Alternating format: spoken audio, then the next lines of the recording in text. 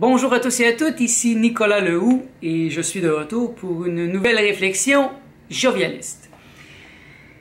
Le jovialisme est une philosophie des temps difficiles. Pourquoi? Parce qu'il enseigne la facilité. C'est aussi simple que ça. Donc, à toutes les semaines, je reviens vers vous pour initier une réflexion à propos du jovialisme. Et cette semaine, la réflexion aura pour thème « Il ne faut rien ». Il ne faut rien? Oui. On est au début de septembre 2020 et c'est la crise mondiale présentement. Il y a beaucoup de gens qui nous disent qu'il faut faire quelque chose, il faut agir, il faut se battre, il faut se protéger, il faut sans cesse. Mais qu'est-ce que nous disent les grands maîtres à travers l'histoire? Il ne faut rien. Et André Moreau va dans la même direction avec le jovialisme. Donc ici, j'ai des notes que j'ai prises il y a 5 ans lorsque je travaillais sur mon émission de radio Propos sur le bonheur. J'avais fait une émission qui avait pour thème ce thème. Et donc, je vais la mettre ici aussi en lien. Vous pourrez l'écouter. Et je posais des questions à André et il me donnait des outils de réflexion. Et je vais vous les lire aujourd'hui et je vais réfléchir tout haut avec vous pour vous inviter, vous aussi, à initier une réflexion en ce sens. Donc, c'est très important, lorsque je dis « il ne faut rien », il faut comprendre que je parle au deuxième niveau de la pensée. Bien sûr, le premier niveau de la pensée, c'est le niveau du populo barbaro. C'est le monsieur tout le monde au premier niveau de la pensée. Par exemple, dans le film Matrix, le premier niveau de la pensée, ce sont les endormis. Ceux qui vivent dans le programme sans savoir qu'il y a un programme. Mais c'est aussi le premier niveau, c'est-à-dire le niveau basic de la vie de tous les jours. Il me faut bien sûr manger, il me faut aller aux toilettes, il me faut m'habiller, il me faut... Bon, ça c'est des « il faut » du premier niveau de la pensée. Mais au deuxième niveau de la pensée, là, on est au niveau métaphysique. Et ça amène à croire que tout se fait en moi. Qu'il faut laisser les choses arriver par elles-mêmes. Laisser venir, laisser être le monde. Let it be, comme la chanson des Beatles. C'est de laisser toutes les fausses obligations. Il ne faut rien. Laissez les fausses obligations. Je vais revenir à ma vie à moi, parce que moi je suis un bel exemple de « il ne faut rien ». Par exemple, vous connaissez peut-être cet aspect de ma vie. Quand je suis arrivé à Montréal, j'avais un baccalauréat en administration des affaires. Et je suis venu ici pour être un artiste. Et j'ai décidé de ne pas travailler. J'ai décidé de me mettre sur l'aide sociale parce que je voulais avoir tout mon temps. Et j'avais compris qu'il ne fallait rien. Tout le monde autour de moi me disait « il faut que tu travailles, il faut ». Sans cesse. Et vraiment, je n'avais aucun appui. À part quelques amis ici, à Montréal, qui étaient soit musiciens ou soit bédéistes, qui eux l'avaient fait aussi. Donc il y avait tout un barrage d'il faut que tu travailles, il faut que tu fasses ça, il faut... Et vous remarquez présentement que ça devient vraiment intense. Je vais y revenir un peu plus tard. Alors, ça vient du fait que la matière n'existe pas. Donc ça, c'est un objet de réflexion que je vous lance. Moi, je suis en train de lire le grand traité de relire le grand traité sur l'immatérialisme d'André Moreau, où il explique en détail sa pensée à ce niveau. La matière n'existe pas. C'est l'immatérialisme. Donc, il n'y a pas de purification, il n'y a pas de cheminement, il n'y a pas d'évolution. Mais ça va à l'encontre de tout ce que vous pensez, j'imagine. De tout ce qu'on nous a dit depuis qu'on est jeune. Il faut se purifier, on est impur. Il faut cheminer.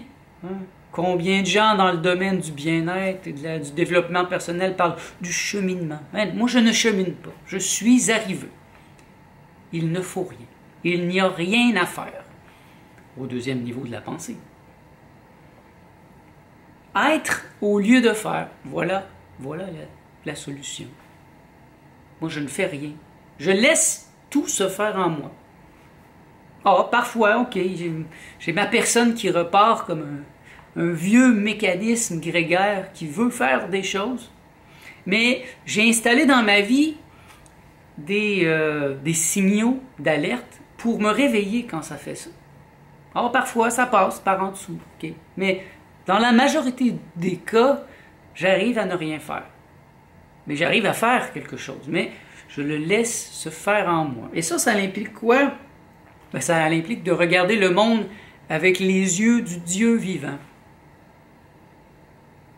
Imaginez si vous étiez le Christ, le Bouddha, le grand jovialiste.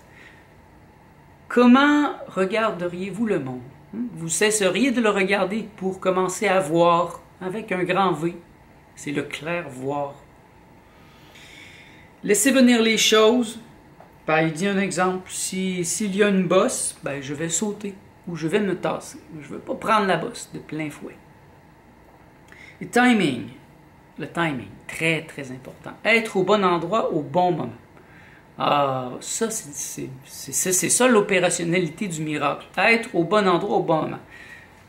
Moi, je me suis efforcé toute ma vie d'être toujours être au bon endroit au bon moment. Moi, quand j'ai décidé de me mettre sur l'aide sociale à 24 ans, tous les signaux extérieurs me disaient non, c'est pas bon, t'es un perdant, t'es nul, franchement, t'es une sangsue, on paye pour toi. Mais non, à l'intérieur de moi, mon être me disait non, c'est ça qu'il faut que je fasse. C'est ainsi que je vais me réaliser. Je suis très fier de l'avoir fait. Savoir déléguer, s'écouter. Et ça vient à l'idée des fausses obligations. Regardez autour de vous. Y a-t-il des fausses obligations? Je me rappelle, il y a presque 5 ans, j'étais président du mouvement jovialiste. Et aussi, j'avais l'émission de radio, Propos sur le bonheur, et j'étais très, très occupé. Mais dans mon travail aussi, j'avais beaucoup de demandes de mes clients. Et j'avais tellement peu de temps pour étudier, réfléchir, que je me suis forcé à une réflexion. J'ai regardé autour de moi. Là, j'ai fait le 20-80. Je me suis dit, quels sont les 20% de mes activités qui m'amènent le plus de plaisir, qui m'amènent le plus de bénéfices. Et le 80% qui n'était pas bénéfique, je l'ai enlevé. Ça a donné un gros coup. J'ai démissionné de ma présidence du mouvement jovialiste. Parce que j'ai demandé aux gens de m'aider à cette époque, parce qu'on avait un conseil d'administration. J'ai voulu déléguer, j'ai proposé, mais personne n'a voulu. Alors j'ai dit, si on ne le fait pas tous ensemble, alors on ne le fait pas du tout. Alors je me suis désisté de cette fausse obligation, parce que ça m'emmenait beaucoup de travail. Je devais faire le travail du secrétaire, du président, un peu même du trésorier. C'était hallucinant, franchement. Alors, j'ai arrêté. Et j'ai arrêté l'émission de radio aussi, parce que ça me prenait beaucoup d'énergie. J'arrivais pas à déléguer non plus. C'était une fausse obligation. Et mon Dieu, que je me suis senti bien après. Tout est déjà parfait, ici et maintenant. Rappelez-vous ça. Quand vous avez cette urgence de faire quelque chose, surtout aujourd'hui, avec la crise sanitaire dans le monde, il faut faire ça, il faut faire une marche, il faut faire ci, Non, il ne faut rien. Vous laissez la réalité se faire en vous. Vous êtes le créateur de cette réalité. Dans la vie, ce qui nous est dû en vertu de notre entéléchie vient à nous sans effort. Donc, l'entéléchie, dans le jovialisme, c'est ce que je me suis donné à être. Je suis né à mes parents et je me suis donné à être quelque chose. Qu'est-ce que je me suis donné à être?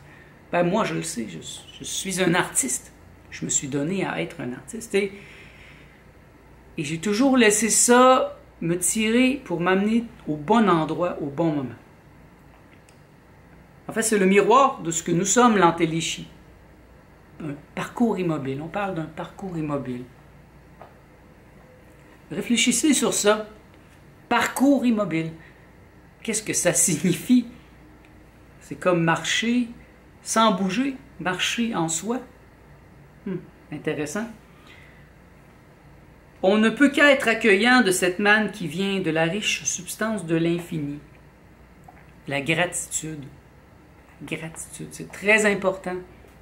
Et cette semaine, j'ai dû passer un haut niveau de gratitude pour régler une situation qui aurait pu devenir vraiment critique. J'ai eu un problème dans un magasin où on ne voulait pas me laisser entrer sans masque. Alors, c'était problématique parce que c'est la poste, je devais entrer. Moi, je ne peux pas mettre de masque. Je ne veux pas mettre de masque. Et par la suite, quand je suis revenu chez moi, j'étais un peu fâché. Ça s'est pas très bien passé. Et là, j'ai étudié la situation, j'ai écrit, j'ai compris qu'il fallait que j'aie de la gratitude parce que ces personnes qui m'ont mis une résistance m'ont obligé à être plus attentif, à être mieux préparé. Et donc, j'ai décidé d'être dans la gratitude, de leur envoyer un merci. Et je suis retourné le lendemain, bien préparé, avec le décret du gouvernement, avec les bonnes informations pour leur montrer qu'il y a certaines personnes qui ne peuvent pas mettre le masque. Et que ce n'est pas nécessaire de donner les informations médicales. C'est privé, ces choses-là. Donc, par la gratitude, j'ai réussi à résoudre une situation qui aurait pu être extrêmement difficile, très douloureuse.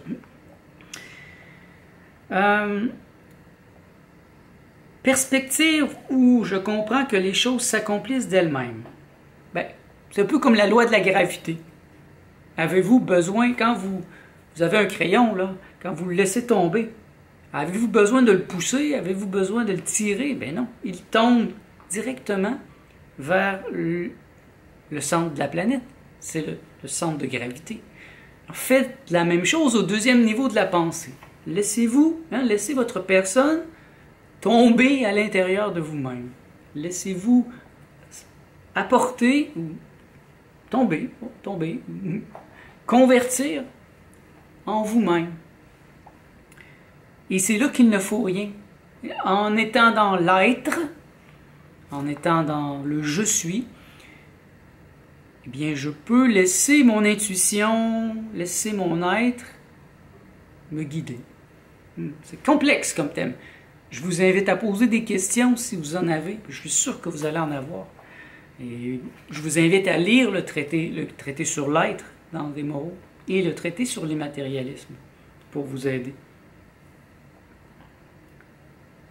Au fond, qu'avons-nous à faire? Regarder le monde avec un sourire et être plus détaché.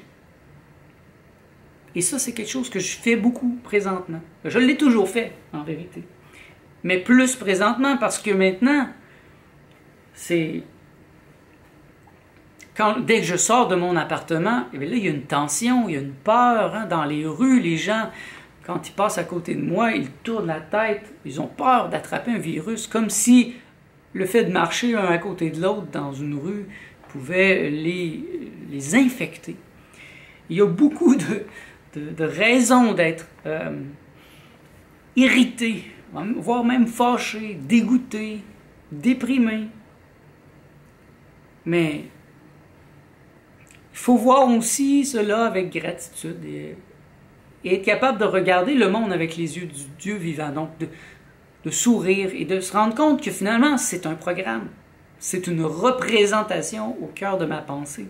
Donc, le monde comme représentation. Tous ces gens avec des masques comme représentation. Je leur donne un coefficient plus important si je les vois comme des objets matériels, des objets finis. Mais si je les dématérialise, eh bien, c'est beaucoup plus facile d'être bien. Et j'avoue, parfois, je pense plus que je suis, donc je viens tendu, mais j'ai des mécanismes encore là. Moi, mon mécanisme le plus efficace, c'est mon journal. J'aime écrire. Donc, j'écris des pages et je résous mon problème. Mais j'ai aussi une compagne avec qui je peux parler. Un professeur, un grand professeur, avec qui je peux avoir des discussions intéressantes. si nous n'opposons pas de résistance au mouvement ontologique de la vie, toutes les choses vont tomber en place. Donc c'est l'idée de se laisser être, de suivre, encore là le crayon,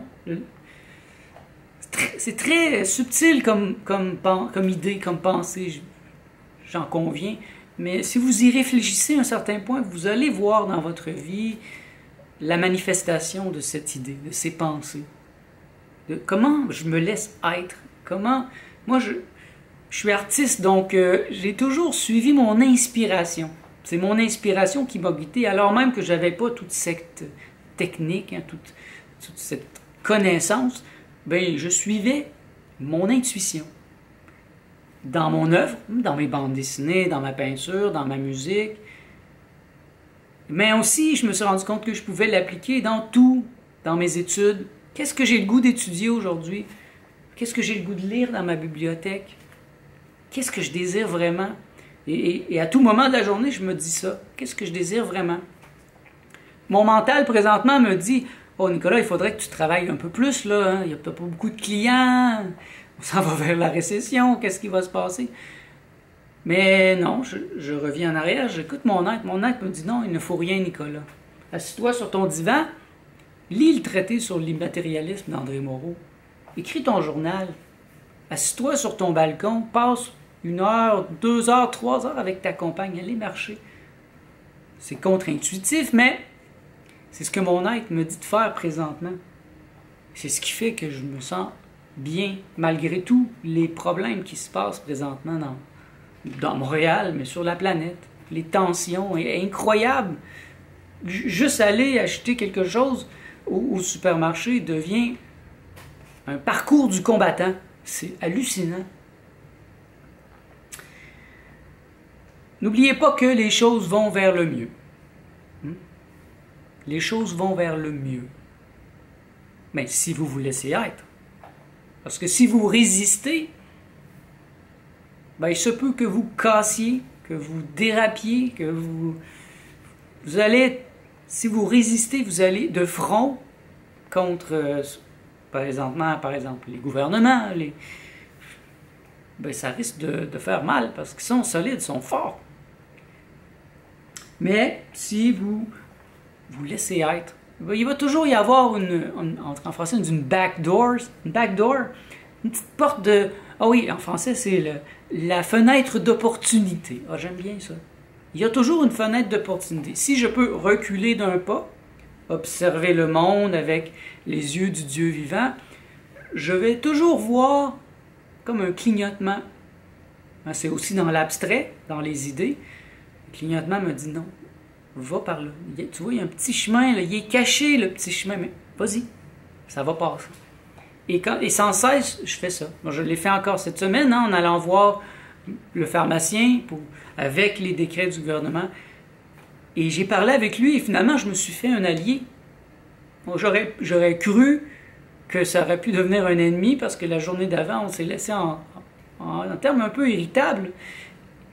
Mais j'y suis retourné avec le sourire, avec gratitude. Et c'est ça, pour moi, c'était ça la fenêtre d'opportunité. Il fallait que j'y aille la journée d'après avec tout ce qu'il fallait. Il était content.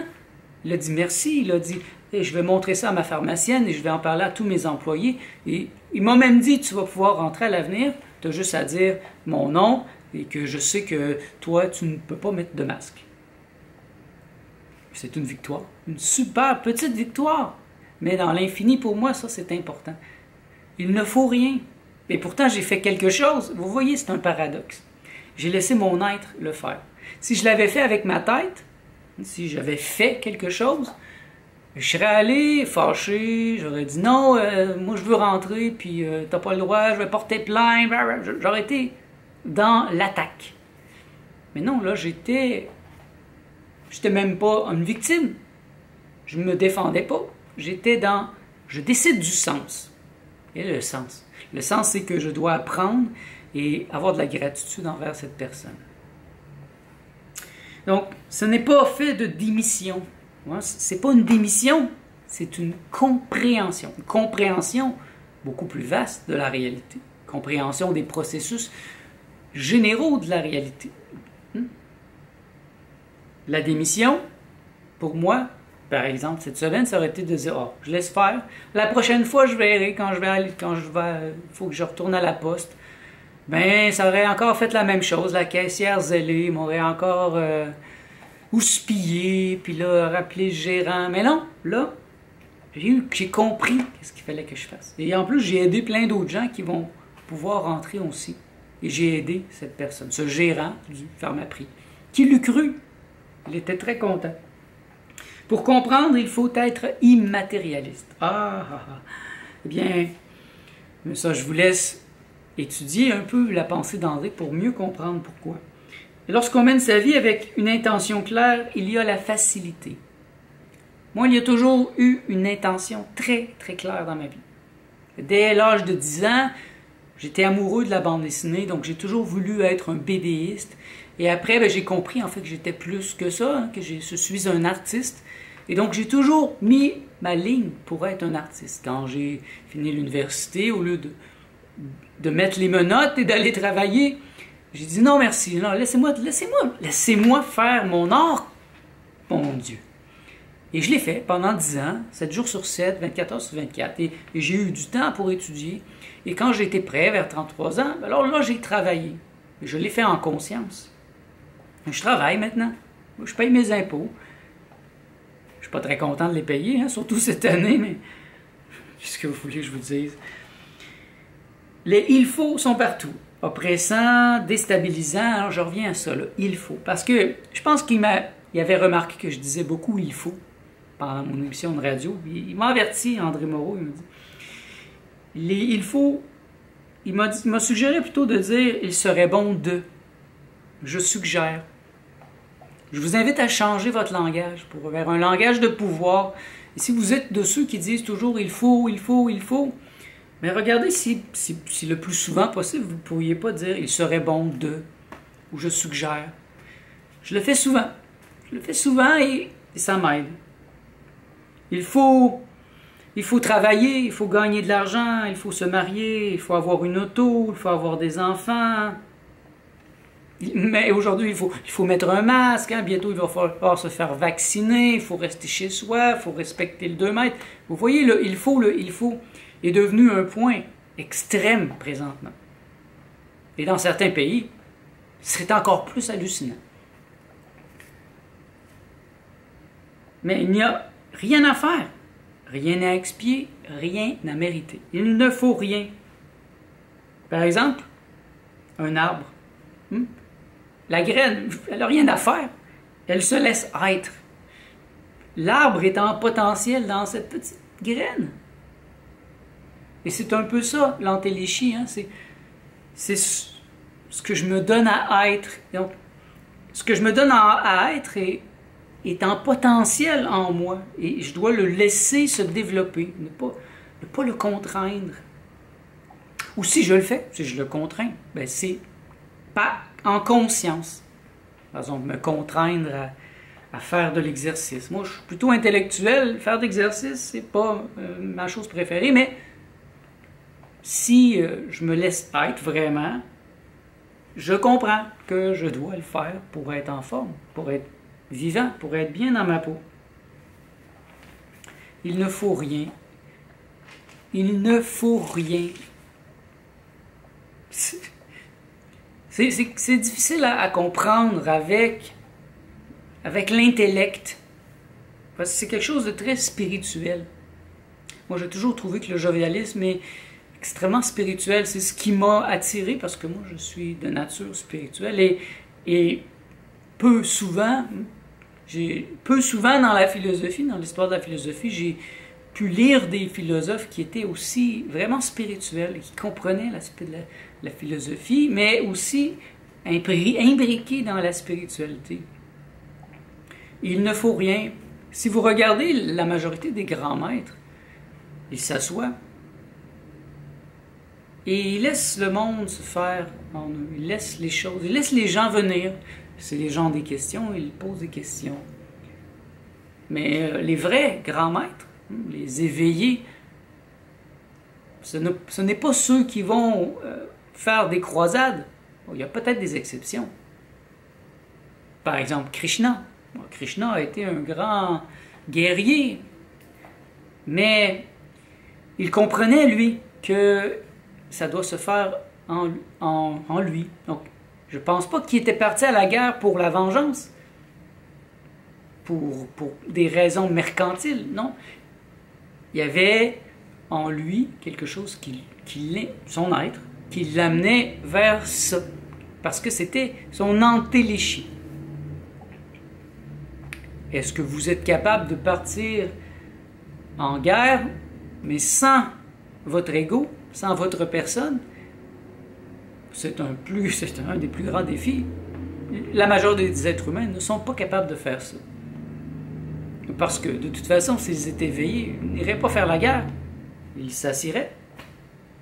Et ils laisseraient le monde se développer. Comme un arbre. L'arbre ne porte pas à courir. L'arbre s'installe et il se développe. Donc, laissez votre être se développer de votre centre. Et rappelez-vous que même si aujourd'hui, il semble y avoir une urgence de faire des choses, de poser des actions, en vérité, il n'y a rien à faire. Et si vous êtes capable de reculer d'un pas, d'observer le monde, moi je tente d'être l'observateur. Moi, c'est une belle métaphore parce que j'habite au 29e étage, au centre-ville de Montréal, donc j'ai une perspective extrêmement vaste sur le monde.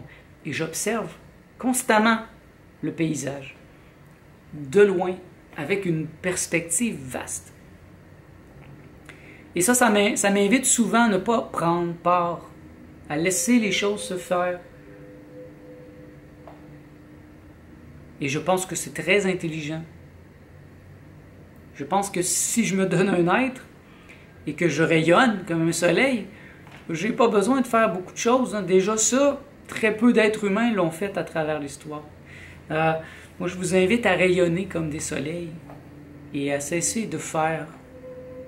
Commencez à être. Et c'est sur ça que je vous laisse. C'est une réflexion profonde, vous en convenez. Et moi, je vous invite à réfléchir. Je vous ai balancé beaucoup de matériel. Je vous invite à prendre des notes prenez des moments où vous ne faites rien et laissez votre esprit vagabonder sur ces idées. Moi, je me donne beaucoup de temps de réflexion présentement. Alors même qu'il semblerait qu'il faut que je fasse beaucoup de choses pour me protéger contre ce qui s'en vient, au contraire, je ne fais rien. Je me laisse être et c'est là que j'ai mes meilleures idées. C'est là que j'ai mes réflexions les plus profondes. Alors merci d'être à l'écoute, merci d'être là, merci de votre présence, je vous bénis. Et je vous dis merci. Merci. J'ai beaucoup de gratitude de savoir que vous êtes là à m'entendre. Vous êtes très peu pour l'instant. Nous n'avons pas besoin d'être beaucoup pour que ça soit vraiment puissant. Nous avons besoin d'être concentrés. Je vous souhaite tout le bien que vous pensez de moi.